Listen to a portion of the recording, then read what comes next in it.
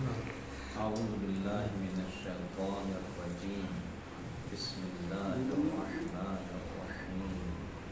الحمد لله رب العالمين، والصلاة والسلام على أشرف الأنبياء والمرسلين وآله الطيبين الطاهرين المعصومين، ولعنة الله على أعدائهم أجمعين.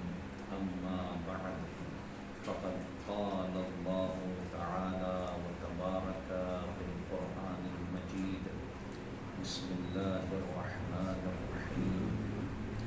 وأنزلنا من السماء ماء طهورا.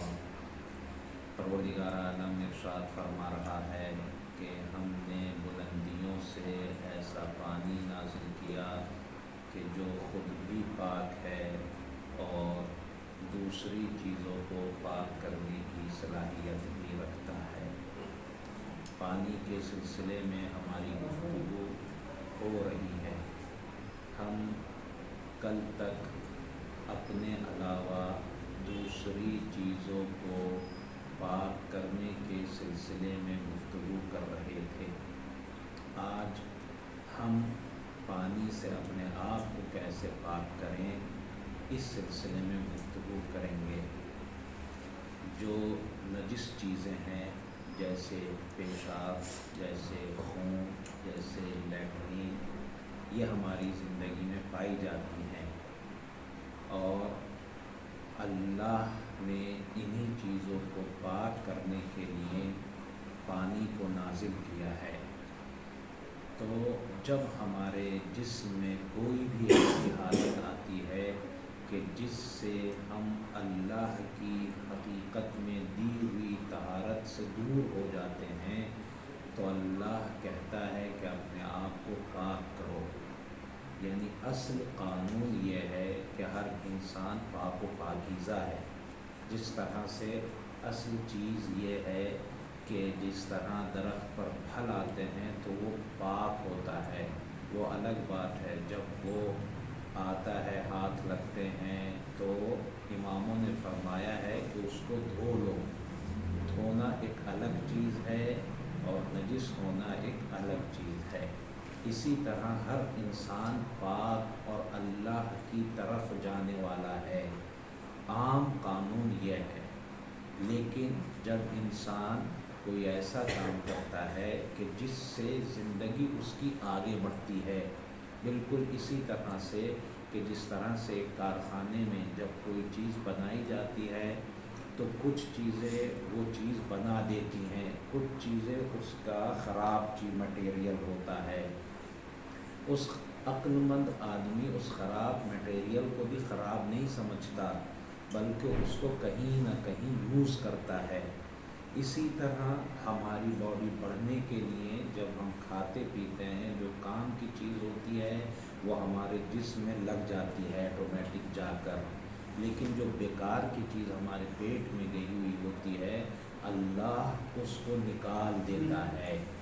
لیکن اس کا ہرگز یہ مطلب نہیں ہے کہ وہ خراب ہے یا بیکار ہے، نہیں۔ مثلاً کھیتوں میں جا کر آپ اس کو یوز کر سکتے ہیں، جبکہ ہم یہ کہہ رہے تھے خراب ہے، لیکن جبکہ وہ خراب نہیں ہے۔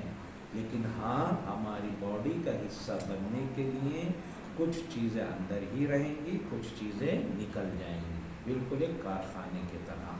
تو جب یہ نکل رہی ہیں تو یہ ہماری باڈی کی بیکار ہیں، اب یہ نکل رہی ہیں تو کچھ نہ کچھ ہم پر واجب ہوتا ہے۔ کبھی ایسا ہوتا ہے اور کبھی کبھی ایسا ہوتا ہے کہ انسان اپنی نسل کو بڑھانے کے لیے اللہ نے ہماری باڈی میں کچھ چیزیں رکھی ہیں تاکہ انسانی نسل بڑھے، وہ بھی ہماری باڈی سے نکلتی ہیں، تو اس کے لیے بھی اللہ نے کچھ احکام رکھے ہیں، ٹھیک ہے۔ تو جو احکامات ہیں وہ اسی سے متعلق آج ہم پانی کی بحث کریں گے۔ جب کچھ چیزیں ہم نے کھایا، ہم نے پیا، کچھ چیزیں ہماری باڈی میں بن گئیں، کچھ چیزیں باہر نکل گئیں، جب تک یہ خون ہماری باڈی میں ہے نجس نہیں ہے، کوئی نہیں کہتا آپ سے دھو، لیکن جیسے تھوڑا سا کٹ گیا باہر آ گیا، اللہ نے کہا یہ نجس ہو گیا، جب تک ہماری فوراً نجس ہو گیا، چونکہ اس میں کچھ چیزیں ایسی آ گئیں۔ آپ نے ڈاکٹروں سے سنا ہوگا کہ ڈاکٹرز کہتے ہیں اگر کسی کو خون دینا ہے تو اندر ہی سے کسی ایسی چیز کے ذریعے سے وہ نکالتے ہیں کہ اس کی وہ چینج نہ ہونے پائے جو اس کی چیز صلاحیتیں ہیں۔ کیوں ڈاکٹر ایسا نہیں کرتے کھلی ہوئی بوتل میں لے لیں پھر دوسرے کو دیتے ہیں؟ ایسا نہیں کرتے، کیوں؟ جیسے ہوا میں آتی ہے وہ چیز فوراً اس کی وہ چینج ہو جاتی ہے، ہم سمجھتے ہیں کہ وہ خون ہے لیکن چینج ہو گیا وہ، اب آپ واٹر میں کر کے کسی کو دے نہیں سکتے۔ اسی لیے ہماری شریعت نے کہا کہ خون کا پینا حرام ہے لیکن سرنج کے ذریعے چڑھانا حرام نہیں ہے، اس لیے کہ پیئیں گے تو وہ کھل گیا، لیکن سرنج میں ہوگا تو حرام نہیں ہوا۔ آپ چڑھوا لیے، اسپتال میں ضرورت پڑ جائے آپ کو، آپ چڑھوائیے جا کے سرنج کے ذریعے سے، کوئی مشکل نہیں۔ یہ اللہ کی قدرت ہے، اللہ کو پہلے سے ہی پتہ تھا، اس لیے اس نے یہ احکام رکھے ہیں سارے، تو انسان کو سوچنا چاہیے۔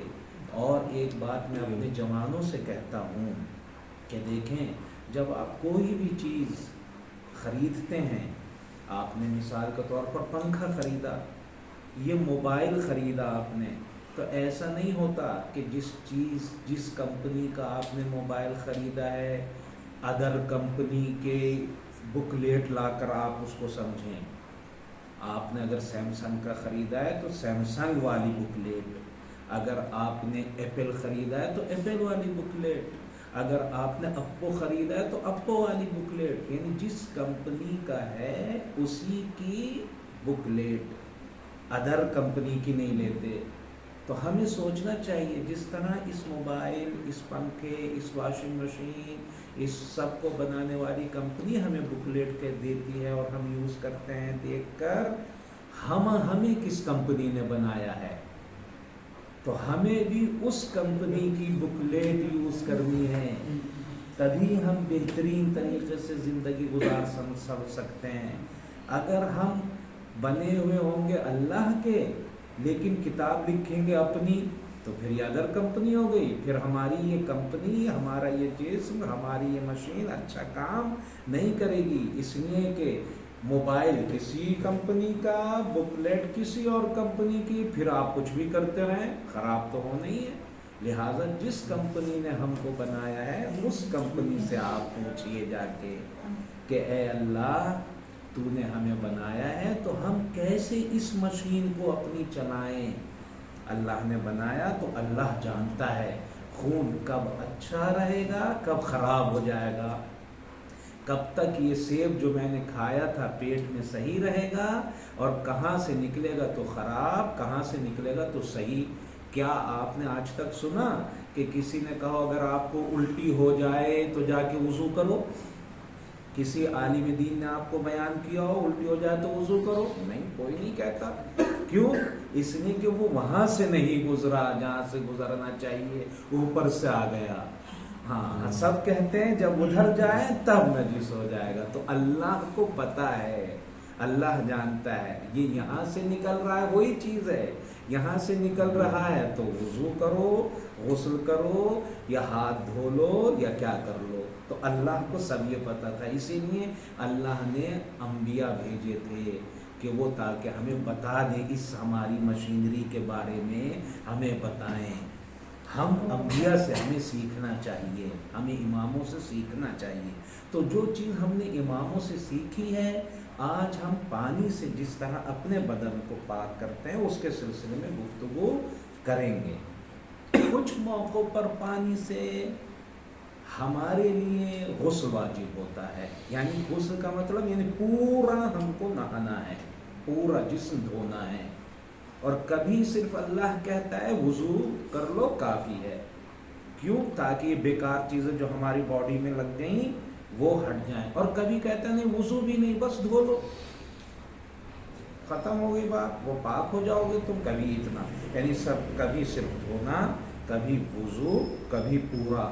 امام باقر یا امام صادق علیہ السلام سے کسی نے پوچھا مولا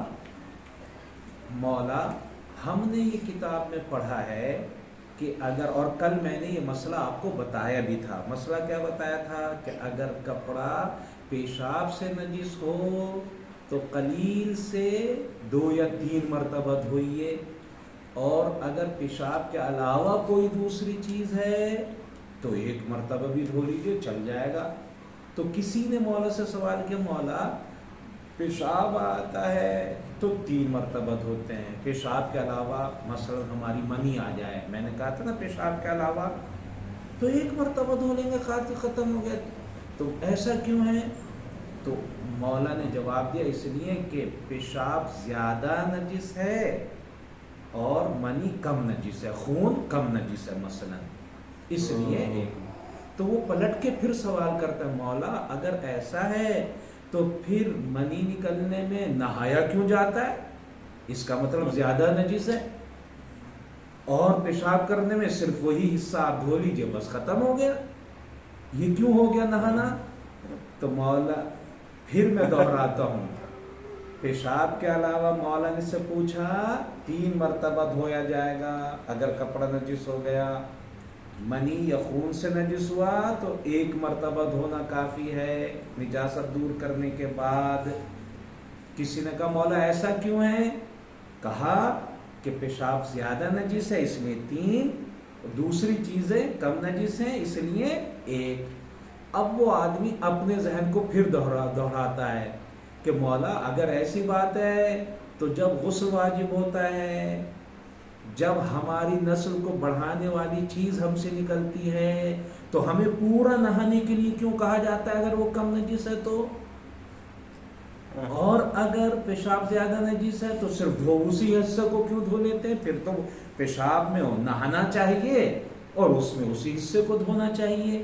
یہ انسان اپنی عقل یوز کرتا ہے، لیکن جس کو اللہ علم دے کر بھیجتا ہے اس کے پاس علم کی کمی نہیں ہوتی، اس سے پوچھنا چاہیے۔ مولا نے ارشاد فرمایا چونکہ پیشاب زیادہ نجس ہے، صحیح ہے، لیکن پیشاب ایک ہی جگہ سے نکلتا ہے، بس آپ کے مثانے سے نکلتا ہے اور کہیں اور سے نہیں، لیکن جب نسل کو بڑھانے والا مادہ نکلتا ہے تو پورے جسم سے نکلتا ہے، حتیٰ بال بھی اس میں شریک ہوتا ہے، اسی لیے اس سے پورا انسان بنتا ہے، یعنی ہر انسان، ہر عضو اس میں شریک ہوتا ہے۔ اسی لیے اماموں نے فرمایا کہ جب اولاد کی نیت رکھ کے تم اپنی بیوی کے پاس جا رہے ہو تو پھر کسی ٹینشن وغیرہ لینے کی ضرورت نہیں، اپنے آرام سے اپنی زوجہ کے پاس جاؤ اس وقت، تاکہ اولاد اچھی سے اچھی پیدا ہو، بہتر سے بہتر پیدا ہو۔ چونکہ اس میں جس چیز کو ٹینشن لوگے، کان کہیں کچھ اور سن رہے ہوں گے، آنکھ کچھ اور سن رہی ہوگی، فلاں کچھ اور ہو رہا ہوگا، تو پھر وہی چیز کی کمی آ سکتی ہے۔ یہ ہماری اماموں نے پہلے بتا دیا تھا، پہلے بتایا۔ لہٰذا جب جا رہے ہو پورے اطمینان اور سکون کے ساتھ دعا پڑھ کے اللہ کا نام لے کر اس وقت جاؤ، اس لیے کہ اس وقت پورا جسم تمہارا سکون سے ہونا چاہیے، سکون سے، وہ پورے جسم سے نکلتا ہے، چونکہ بال کے بھی حصہ، ہر حصہ اس میں شریک ہوتا ہے۔ تو آپ نے سمجھا کہ امام ہمارے جانتے ہیں غسل کیوں واجب ہوا، پورا جسم اس میں شریک ہے، پورے جسم سے وہ نکلا ہے، اور اتنی سی چیز میں اللہ نے پورے انسان کو چھپایا ہوا ہے، جیسے اتنے سے بیج میں پورا درخت ہوتا ہے، ایسے ہی اتنی سی چیز میں پورا ایک انسان چھپا ہوا ہے جس کو ہم نہیں دیکھ رہے، ہمیں یہ سمجھنا چاہیے۔ تو اللہ نے ایسے نہیں حکم دے دیا، ہم کو ایسے ہی پریشان نہیں کیا اللہ نے کہ ایسے ہی ہو، اللہ کی مرضی چاہ رہی تھی ہم کو نہلوا دے، ہم کو غسل کروا دے، ہم کو وضو کروا دے، اس میں ہمارا ہی فائدہ ہے۔ تو ہمیں سمجھنا چاہیے اللہ کا حکم آیا ہے تو ہمیں سر جھکا دینا چاہیے کہ بہت سی چیزیں ہمیں نہیں پتا، اللہ ہمارا کہہ رہا ہے تو یہ صحیح بات ہے، اسی کو ہمیں صحیح ماننا چاہیے۔ کیوں؟ پھر وہ جملہ میں دہراؤں، اس لیے کہ ہم اللہ کے کارخانے سے بن کر آئے ہیں، ہمیں اللہ کے کارخانے کی کتاب سے ہی ہمیں اپنی زندگی کو آگے چلانا ہے تاکہ یہ مشین اچھی رہے۔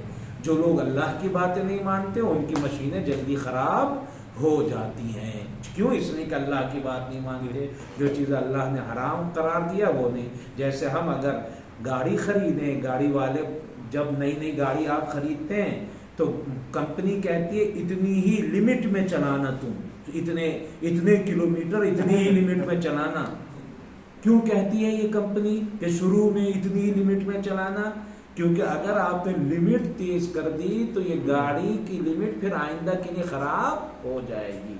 اسی لیے اللہ نے کچھ حصوں میں ہمیں لمٹ میں رکھا اور کچھ حصوں میں بڑھا دیا۔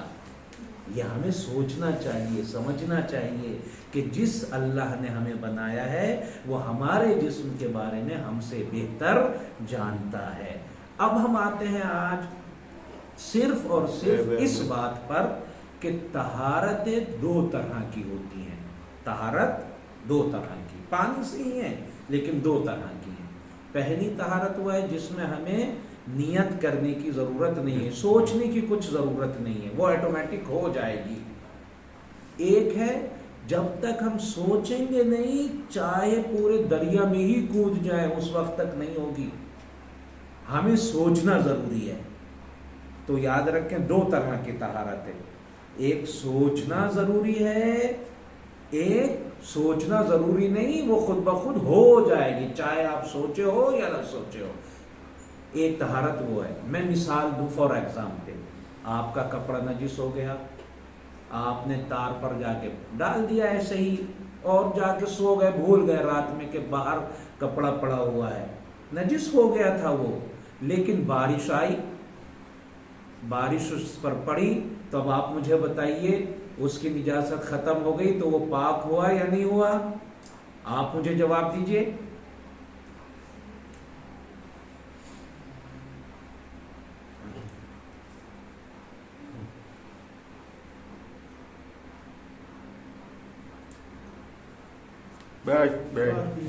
ویری گڈ، سوچا نہیں ہے لیکن ہو گئی طہارت، یہ طہارت ہو گئی، کیوں؟ سوچی نہیں، یہ اللہ نے قانون بنایا، فوراً پانی پڑا، آپ سوچو یا مت سوچو آپ کا کپڑا پاک ہو گیا۔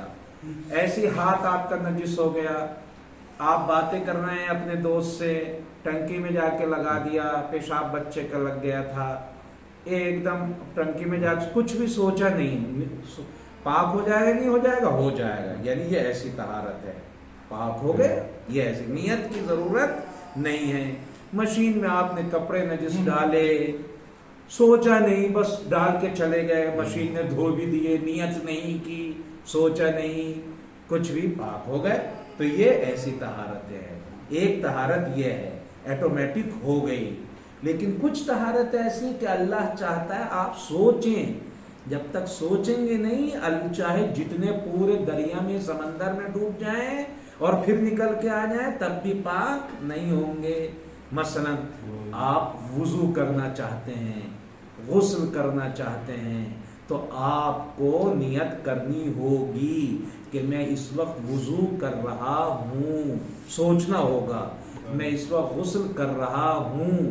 اگر اسی لیے ہمارے آیات اعظام نے فرمایا کہ آپ وضو کر رہے ہیں، چاہے آپ زبان سے کہیں یا نہ کہیں، لیکن آپ کھڑے ہو کے بیسن کے سامنے وضو کر رہے ہیں، آپ سے آگے کسی نے پوچھا کیا کر رہے ہو، آپ نے اگر یہ جواب دیا کہ میں وضو کر رہا ہوں، تب تو یہ وضو مانا جائے گا، ورنہ وضو نہیں مانا جائے گا، اس لیے کہ آپ سوچ ہی نہیں رہے کیا کر رہے ہیں۔ ہم کو تو صرف کیوں؟ اس لیے کہ آپ کو اللہ کے نزدیک اب جانا ہے، اللہ کے نزدیک سوچئے سمجھیے، اللہ کی بارگاہ میں چونکہ آپ کو جانا ہے کہ میں کہاں پر جا رہا ہوں، میں کہاں جا رہا ہوں، تو سوچنا پڑے گا۔ یہ وضو متوجہ کر رہا ہے کہ متوجہ ہو جاؤ، اب اللہ کی بارگاہ میں تم کو جانا ہے۔ اسی لیے امام سجاد علیہ السلام کے بارے میں ملتا ہے کہ آپ وضو فرمایا کرتے تھے تو مولا کا چہرہ سرخ ہو جایا کرتا تھا، لال ہو جاتا تھا، مولا گریہ کرنے لگتے تھے. کیوں؟ اس لیے کہ اب میں اپنے اللہ کی بارگاہ میں جا رہا ہوں، اب اس اللہ کی بارگاہ میں جا رہا ہوں جس نے مجھے پیدا کیا ہے.